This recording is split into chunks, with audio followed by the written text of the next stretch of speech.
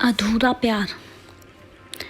दीपक और सरिता की शादी होना लगभग तय ही था कि सरिता ने अचानक किसी और से शादी कर ली। 20 साल बाद जब दीपक की बहन रागिनी को इसके पीछे की सच्चाई का पता चला तो उसके पैरों तले जमीन खिसक गई। क्या पता चला था उसे? मेरी तबीयत ठीक नहीं है रितु, मैं घर जा रही हूँ। जाते समय चाबी पहुँचा देना। यह आवाज़ तो जैसे जानी पहचानी है। एक बार तो मेरे मन में आया कि आंखों से गीली रुई हटाकर उसे देखूं, मगर तब तक दूर जाती सैंडलों की आहट से मैं समझ गई कि बोलने वाली जा चुकी है। उसकी आवाज़ अभी भी मेरे कानों में गूंज रही थी, इसलिए मैं अपनी उत्सुकता दबा नहीं पाई। यही तो है ब्यूटी पार्लर की मालकिन, सरिता राजवंश। ऊपर ही अपने पति के साथ रहती है। रुपए पैसों की कोई कमी नहीं है, बस खालीपन से बचने के लिए यह पार्लर चलाती है। जितना पूछा उससे कहीं ज़्यादा बता दिया रितु ने।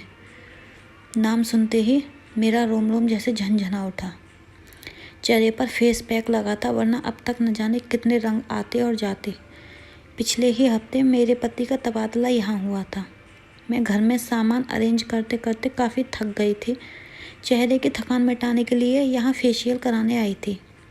आश्चर्य की बात यह है कि यह पार्लर मेरी सबसे प्यारी सहेली सरिता का था। विश्वास ही नहीं होता, मेडिकल की तैयारी करने वाली सरिता एक मामूली सा पार्लर चला रही है। लेकिन उसने मुझे पहचाना क्यों नहीं, या पहचान गई इसलिए यहाँ से चली गई। और भी न जाने कितने सवाल जिनके जवाब मैं पिछले 20 सालों से खोज रही हूँ। वे स्कूल कॉलेज के दिन थे। मैं, दीपक भैया और सरिता सब एक साथ एक ही स्कूल में पढ़ते थे। हम पड़ोसी थे। दीपक भैया मुझसे 2 साल बड़े थे, लेकिन पता नहीं क्यों माँ ने हम दोनों का नामांकन एक ही क्लास में करवाया था। दोनों परिवारों की एक जैसी हैसियत के कारण ही शायद हमारी दोस्ती बहुत निभती थी। सरिता के पिताजी एक दफ्तर में क्लर्क थे और मेरी माँ एक स्कूल में अध्यापिका। मैं छोटी थी तभी पापा चल बसे थे। दीपक भैया और सरिता की बचपन की दोस्ती धीरे धीरे प्यार का रूप लेने लगी। दोनों के जवान दिलों में प्यार का अंकुर फूटने लगा था। मुझे आज भी याद है परिवार की वह शाम जब दोनों परिवारों के सभी सदस्य मिलकर कुछ होता है फिल्म देखने गए थे।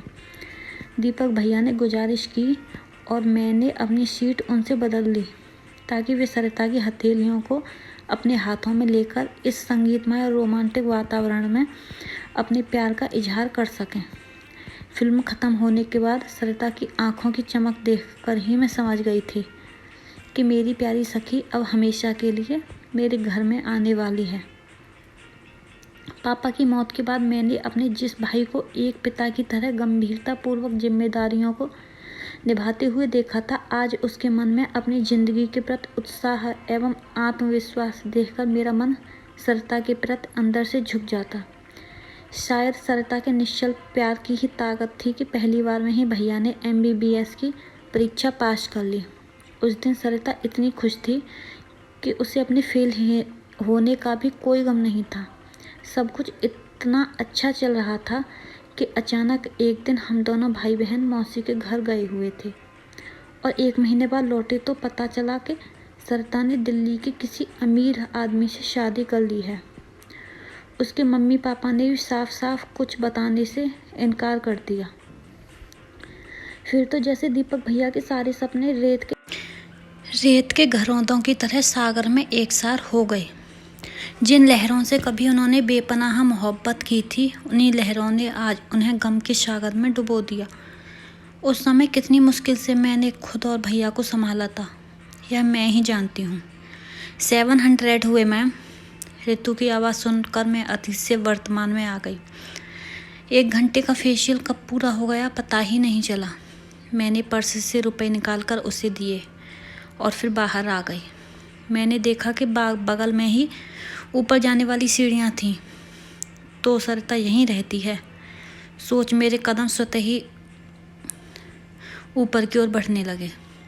सीढ़ियों के ख़त्म होते ही दाहिनी ओर एक दरवाज़ा था। मैंने कॉल बेल बजाई। मेरे लिए एक एक पल असहनीय हो रहा था।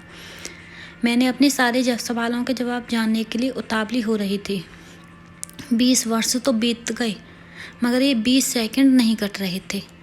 अब तक मैं 4 बार बेल बजा चुकी थी। पुनः बेल बजाने के लिए हाथ उठाया ही था कि दरवाज़ा खुल गया। मेरे सामने एक अपाहिज किंतु शानदार व्यक्तित्व का स्वामी व्हील चेयर पर बैठा था। उसके चेहरे पर आत्मविश्वास की चमक साफ झलक रही थी। मुझे देखकर एक क्षण के लिए वह अवाक रह गया, मगर अगले ही पल उसने मुस्कुराते हुए मुझे अंदर आने को कहा। ऐसा लगा जैसे किसी पुराने मित्र ने मुझे पहचान लिया हो, मगर मेरी आंखें तो कुछ और ही खोज रही थीं। सरता तो अभी घर पर नहीं है। आप रागिनी जी हैं ना? उस व्यक्ति के मुंह से अपना नाम सुनकर मैं जैसे आसमान से गिरी। आवाज़ गले में ही अटक कर रह गई। मेरा नाम सुमित है। माँ जी और दीपक कैसे हैं? आपका इस शहर में कैसे आना हुआ? आपकी शादी तो मुंबई में होने वाली थी ना?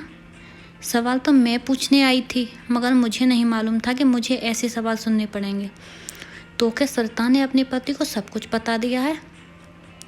आप इतना सब कुछ मेरे बारे में?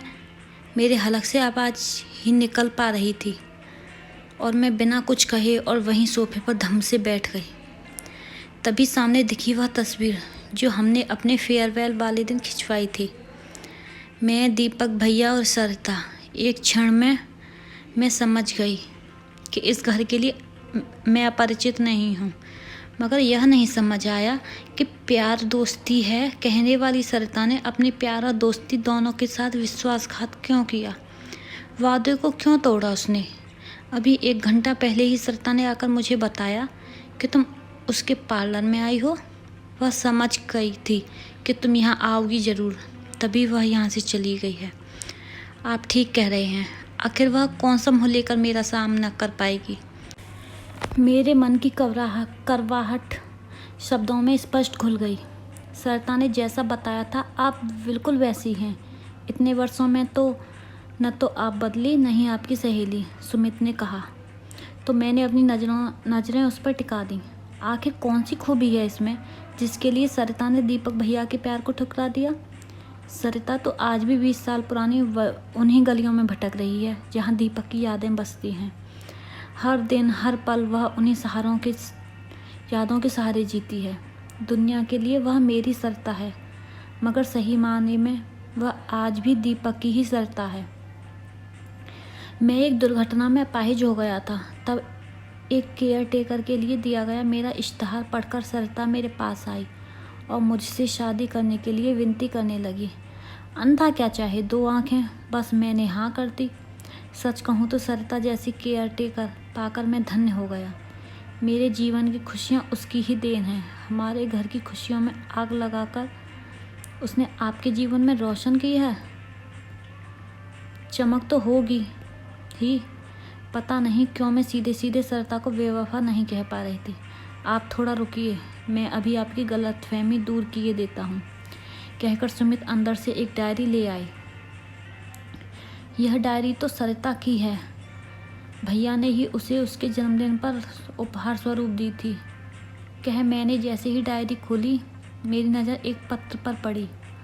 उसकी लिखावट बिल्कुल मेरी माँ की लिखावट से मिलती थी। अरे, यह तो सचमुच मेरी माँ का ही लिखा पत्र है जो उन्होंने सरिता के लिए लिखा था आज से 20 साल पहले। सरिता बेटी, मैं जानती हूँ कि तुम दीपक से बेहद प्यार करती हो और रागिनी तुम्हारी प्यारी सहेली है। मेरी बहन ने दीपक की शादी के लिए एक लड़की देखी है। उसके माता पिता दीपक को बहुत अधिक दहेज दे रहे हैं। तुम तो जानती हो कि दीपक की डॉक्टरी की पढ़ाई में मैंने सारे जेवर बेच दिए। ऐसे में रागिनी की शादी और दीपक के अच्छे भविष्य के लिए मुझे उस लड़की को ही घर की बहू बनाना पड़ेगा। दीपक तो मेरी बात मानेगा नहीं। ऐसे में उसका भविष्य और रागिनी की ज़िंदगी अब तुम्हारे हाथों में है। मैं ज़िंदगी भर तुम्हारा एहसान मानूंगी, तुम्हारी मजबूर आंटी। पत्र पढ़ते ही मैं सुबह उठी। यह तुमने क्या कर दिया सरिता? हमारी खुशियों के लिए अपनी ज़िंदगी में आग लगा दी। आखिर क्यों सरिता? क्या कोई दूसरा रास्ता नहीं था? आज तुमसे पूछे बिना मैं यहाँ से नहीं जाऊँगी।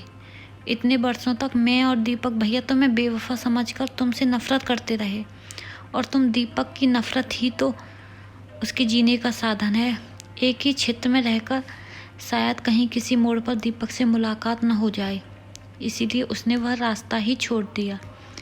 सरिता कभी नहीं चाहती थी कि तुम लोग उसकी हकीकत जानो, इसलिए अगर तुम सच में सरिता को खुश देखना चाहती हो तो उससे बिना मिले ही चली जाओ, वरना वह चैन से जी नहीं पाएगी, सुमित ने कहा। मुझे सुमित की बात सही लगी। मैं एक बार फिर दीपक भैया के प्रति सरिता के प्यार को देखकर नतमस्तक हो गई। सरिता ने तो प्यार और दोस्ती दोनों शब्दों को सार्थक कर दिया था, बस हम ही उससे नहीं समझ पाए। सरिता का चैन बरकरार रहे, इस वजह से बिना यह बताए कि दीपक भैया आज तक अविवाहित हैं, मैं बोझल कदमों से सीढ़ियाँ उतरने लगी। बेवफाई हमेशा सच नहीं होती, कभी कभी मजबूरियाँ बहुत प्रबल होती हैं। तो दोस्तों, आपको हमारी कहानी कैसी लगी? अगर आपको हमारी कहानी अच्छी लगी हो तो प्लीज़ चैनल को लाइक और वीडियो को सब्सक्राइब करना ना भूलें।